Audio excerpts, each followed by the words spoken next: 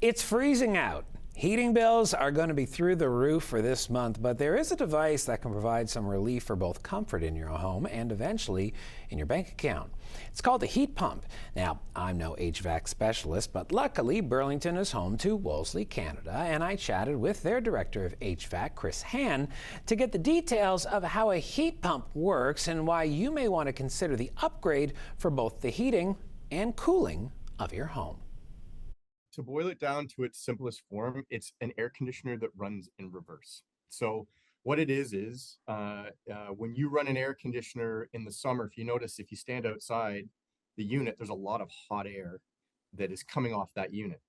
What they do is in the winter or the heating cycle, that heat is now distributed through the indoor coil. So what it is, they just reverse the system. Cold air is rejected outside, and then the heat from the refrigerant change, and I don't want to get too technical because we could get into the weeds on this one. The heat rejected from the state of change in the refrigerant in the lines from liquid to a vapor or vice versa releases heat. So that's where you get the heat in the system. So that heat's released on the plenum of your furnace on the A coil, and it's distributed through the home. So that's how a heat pump really works. Okay, so we're already getting into the weeds as far as people who just want to press a button and make it work. But so what is the advantage here? Like, why would someone lean towards getting a heat pump? Yeah, so there's a number of things over the last number of years. There's been a number of rebate programs, both naturally, provincially, municipalities have even done it, where there are significant grants that you can take advantage of by putting a heat pump in. There's a program that's launching here in Ontario on the 28th of this month. It's called the Home Saving Renovation Program, where you can earn up to $7,500 for installing a heat pump. There's the number one reason why, or we're trying to push people towards heat pump. Number two, they're very, very efficient. They're electric, and they can heat your home typically to 100% capacity at minus 25 if you've got the right or a cold climate heat pump.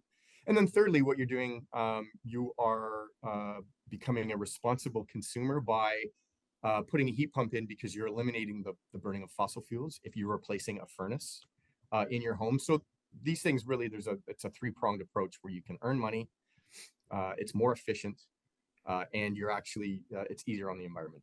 You mentioned replacing a furnace there, and originally when I heard heat pump, I was thinking, okay, it's just for heat, but it actually works in both summer and winter, correct?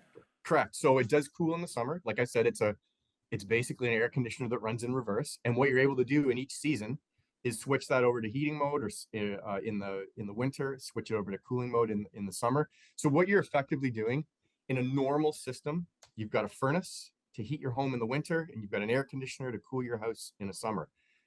Take those two things out, replace it with a heat pump and an air handler, which is inclusive to the system. And now you've got one system that does both. So I've got to ask you about cost here, because obviously, you know, there is some associated with an initial cost, but if this is more efficient, when does the break-even point come if you're able to speculate on that? Because I know homes do vary in size. Yeah, so I would say that depending on the size of the system, size of the home, by using that piece of equipment year round, your payback's anywhere from 1.5 to 2 years, depending on what kind of system you have in the home.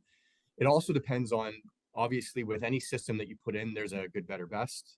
If you're putting in the good, it's a cheaper option that pays off much quicker. If you're putting in the best, that may take a little bit longer because the upfront cost is a little bit higher. So the last 20 years, we've seen extreme advancements in the technology, and now we're able to get more of these systems in the field, which is naturally bringing the cost down. It's just like a DVD player when they first released, right? The exorbitant cost of having to buy one. Well, now you can buy one for, basically get a Happy Meal for the same price. So we'll see the heat pump come down as it's more prevalent and as we start to phase that type of product into the market.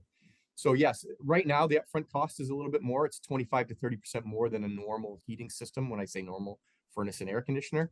But again, you're using that system year round, so the payoff is anywhere from 1.5 to 2 years. Now, Chris, I'm not going to hold it against you that you use DVD player as your modern technology analogy there. I won't hold that against you. But if people do want to know more about heat pumps, how can they find out more, my friend? Yeah, so what you could do is there's a number of government websites that you can go on.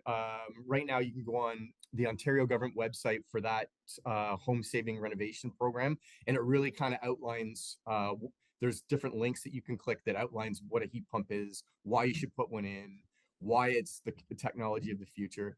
As you know, it's an investment just like a car or anything else. It's a rather large upfront investment. So getting as much or as best educated as you can as to why you should do it kind of helps that process along.